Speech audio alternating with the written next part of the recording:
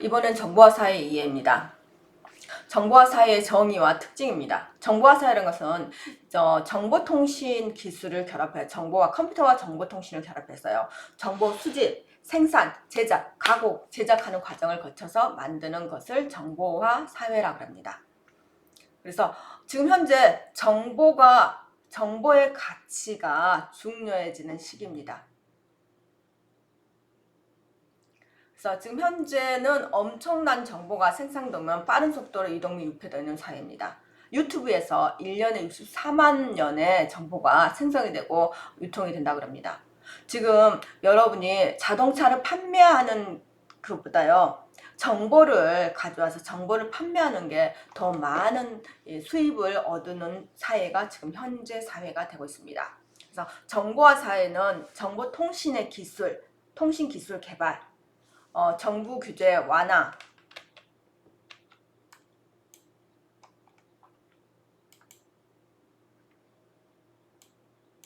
문화적 다양성, 소비자 욕구 다양화, 서비스 질 향상, 이렇게 해서 정보화 사회로 여러분이 지금 가고 있습니다.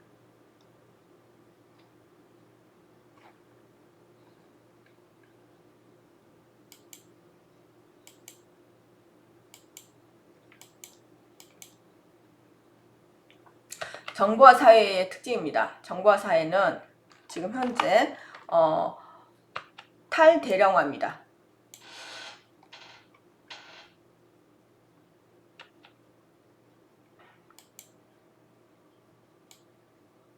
이제는 예전에는 엄청 많이 만들어서 그걸 팔았어요.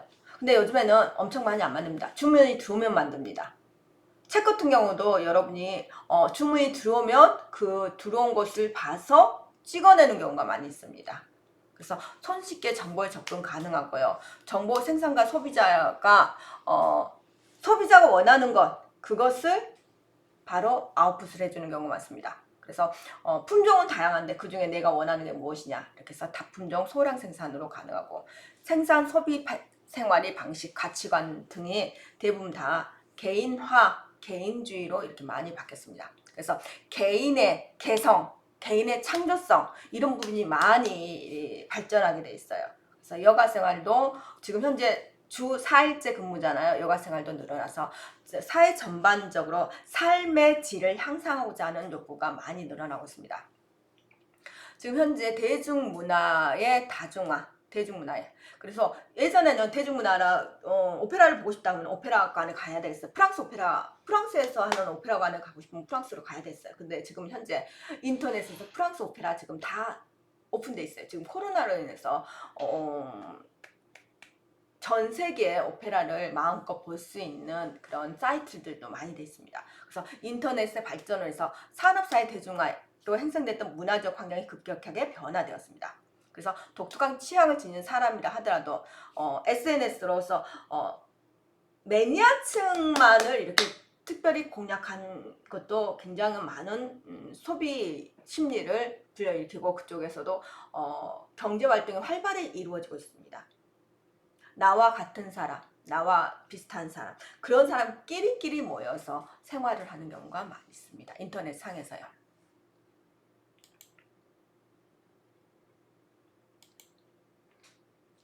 상호소통, 정보기술 발전에서 쌍방향 정보소통이 가능해집니다. 그래서 지금 현재 정보는 쌍방향이고요.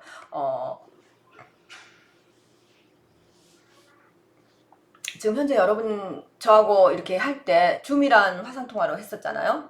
그쵸?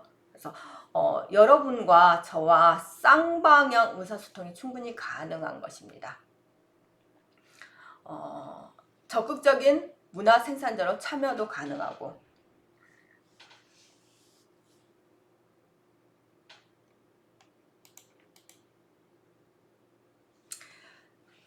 이번에 인터넷에서 여러분이 많은 작업을 했을 겁니다. 그래서 개인의 의견들, 유튜브 보죠? 그러면 개인의 의견들 올리죠? 나는 당신이 좋습니다. 당신의 영상이 마음에 듭니다. 당신의 영상을 이렇게 같이 공유하고 있습니다. 이렇게 많은 의견들이 같이 볼 수 있습니다. 그다음에 소셜미디어, SNS와 스마트폰의 확산 후 개인들이 많은 정보를 공유합니다. 그래서 제가 SNS에 정보를 올리죠. 그러면 그것이 다 한꺼번에 퍼지는 경우가 많죠.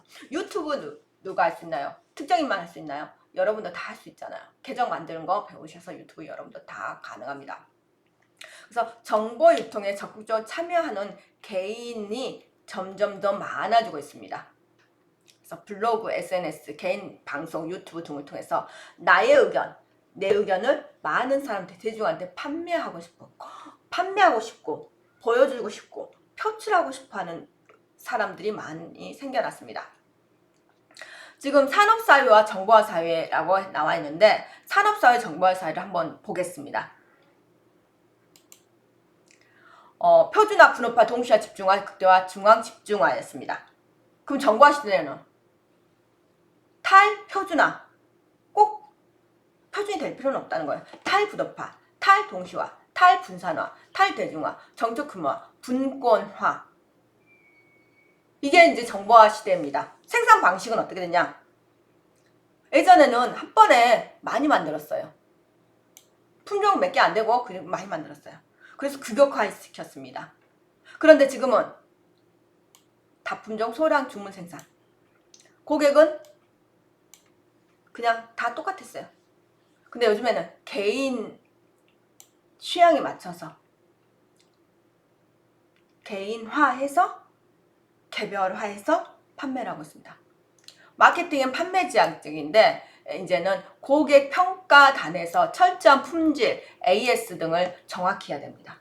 지금 현재 어떻게 하는 거? 판매할 때 예전에는 뭐 하나 사면 그대로 멈췄죠. 근데 요즘에는 사고 나서 그 다음에 AS 리뷰 많이 하잖아요. 그래서 그 리뷰에 의해서 다음에 소비자가 생기거나 안 생기거나 한다는 거죠.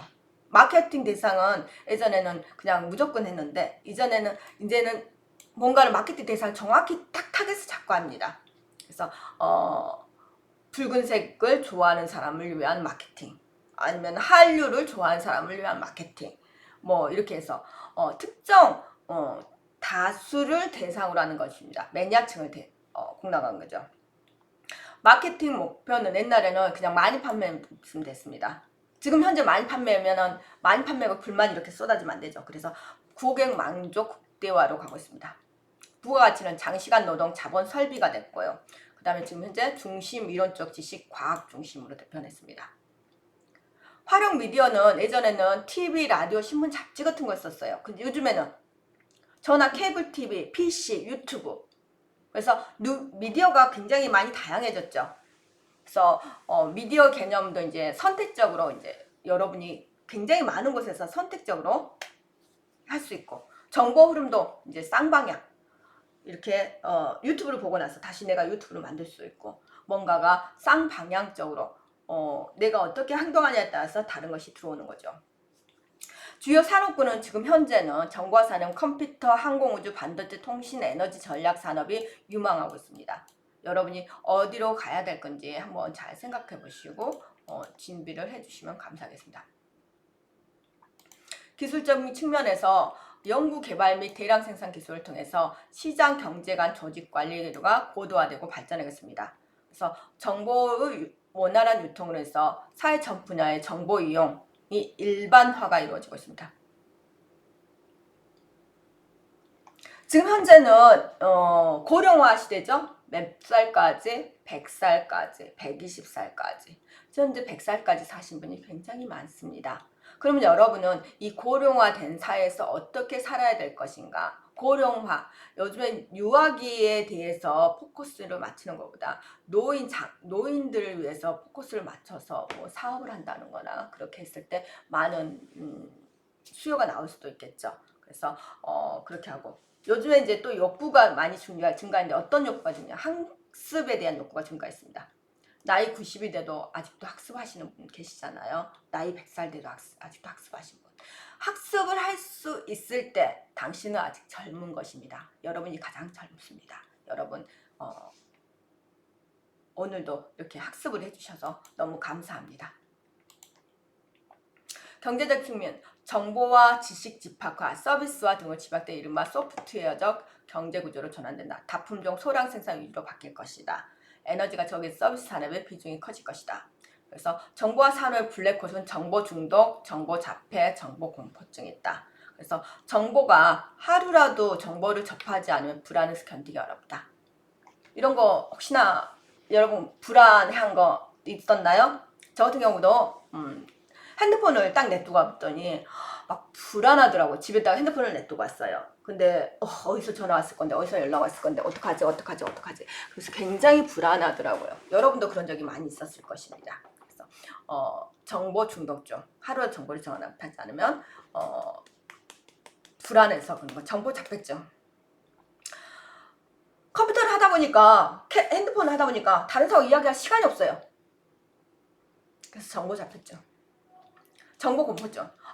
정보가 막 하루도 64만 년의 정보가 막 유튜브로 막 쏟아져요.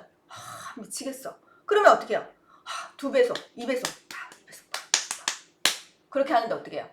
다 못 보잖아요. 제가 다 못 보잖아요. 그래서 어떻게 나는 이 정보를 모르는데, 이런 정보에 대해서, 물려드는 정보에 대해서 이 불안감을 자꾸 늘어난다 그럽니다. 인간 중심의 사회, ICT 발전으로 미디어와 데이터베이스가 결합한 종합 네트워크입니다. 언제 어디서고 얻고 사용할 수 있게 됩니다. 생활을 효율화하고 노동시간 단축, 시간적 여유 풍족, 창조적인 활동이 가능합니다. 정보 효율화 신업, ICT 정보통신기술, 정보통신 산업 발전. 그래서 산업의 효율화를 실현합니다. 지금 현재는 의료, 유통, 오락 등 여러 가지 측면에서 무엇이 발전이냐, 서비스업이 많이 발전했어요. 그래서 산업의 고부가가치, 그래서 어떤 부분? 정보의 가치가 나날이 높아지고 있습니다. 정보로 인해서 버는 돈이 우리가 무엇을 생산해서 버는 돈보다 훨씬 많다는 거죠. 자립적 지역 사회 실현. 그래서 대도시 집중적. 대도시만 정보가 있냐? 그건 아니잖아요. 정보는 어디서든지 인터넷에서 구할 수가 있어요. 그래서 예전에 대도시만 막 갔던 것이 그 근처에 이렇게 갔고요. 지방의 교육, 문화적 여건이 개선됐습니다. 국가적 국제협력기구, 국제 간의 상위 유학 협력, 인류복지 향상, 세계평화 정착, 하나의 소통장으로서 많이 발전을 하고 있습니다.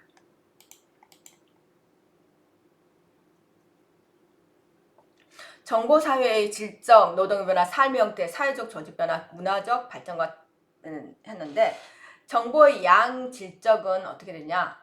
양은 많아졌어요. 그러면 양적 팽창과 질적 고급화가 이루어졌는데, 이것은 여러분 정보가 너무 많아졌는데 그 중에서 잘 선택해야 돼요. 어디든 정보 정말 많아요. 뭐가 필요하다 그러면 정보 정말 많은데 유튜브에서 막 검색해요. 네이버에서, 블로그에서 막 검색해요. 카페에서 막 검색해요. 그런데 저는 아직도 책이 좋더라고요. 어쩔 때 이제 유튜브, 요즘에는 제 1위가 유튜브에서 검색하는 거. 유튜브에서 제일 많이 검색한다. 노동운동의 변화. 요 노동운동은 많이 바뀌었어요. 예전에는 무조건 출근만 했는데 지금 여러분처럼 재택근무로 해서 사무실에서 운영해주는 이런 사무실 교육이 많아졌습니다. 삶의 형태의 변화. 만능 물질주의, 소유 중심 문화가 정보와 지식의 가치를 중요시하는 사회로 변했습니다. 그래서 인간 가치가 자꾸 다변화되고 고급화되고 있습니다. 사회적 조직의 변화, 사회조직 원리가 이루어지고 전형적인 관료주의적 중앙집중형 획일적인 타입에서 정보는 본격화, 평등화, 다양화를 띠게 되었습니다. 다양한 정보통신과 정보기기 발전은 시간과 공간을 초월해서 누구나 내 관심 분야를 빠르게 의사소통할 수 있고 의사를 표출할 수 있습니다.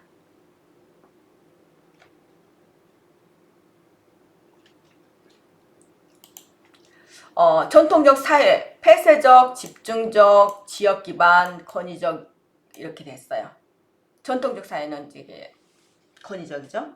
그 다음에 대중적인 사회, 다양성, 집중성, 지역 기반, 법 규정 있습니다. 지금 현재는 정보화 시대입니다.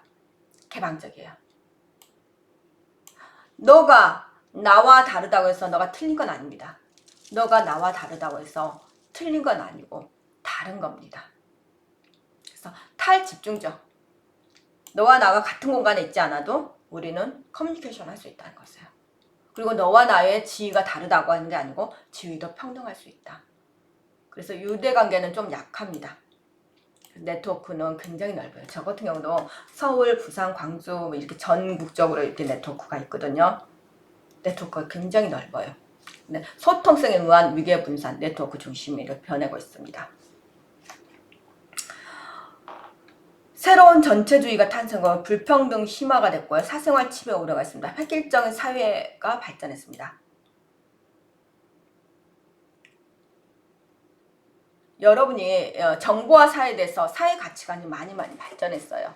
그래서 국민을 정보를 약용해 국민 통제 권력 이렇게 탄생했다 그랬는데 여러분이 이런 정보 같은 경우도 많이 차단된다고 옛날엔 그랬죠. 요즘은 이제 그래도 개인 방송들이 많이 늘어서 개인들이 이렇게 정보를 많이 생성을 하고 있어요. 그 정보 중에서 틀린 것도 물론 있습니다. 그래서 여러분이 제일 중요한 거는 잘 선택해서 습득하셔야 된다는 거.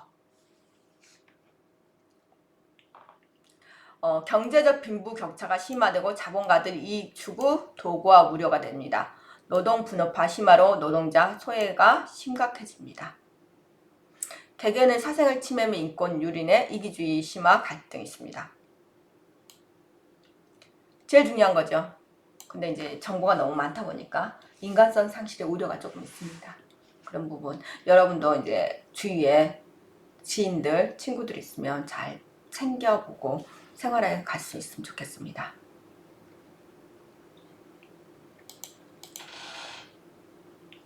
문제점 보겠습니다. 정보사의 문제점. 정보가 무질서, 무체계로 유통되는 과정이 과잉 현상이 됩니다.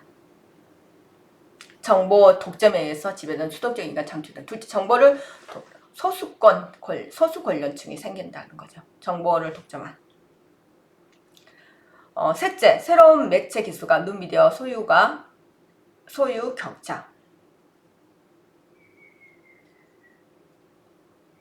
정보가 가난하고 정보에 의해서 부를 결정 지으게 된다는 거죠. 그래서 지식 격차가 좀 심화되고. 넷째, 정보통신 기술 발전에 따라 정보를 공유하는데 프라이버시 침해가 사회적인 문제가 될 수 있습니다. 다섯째, 매스미디어 급속한 발전은 인간의 적응적 부족으로 인한 문화 지체가 현상했습니다. 여섯째, 국가 공동체 및 국제화 추세로 각 국가는 특성 있는 교육관이나 고용 문화가 사라졌습니다. 해결 방안입니다.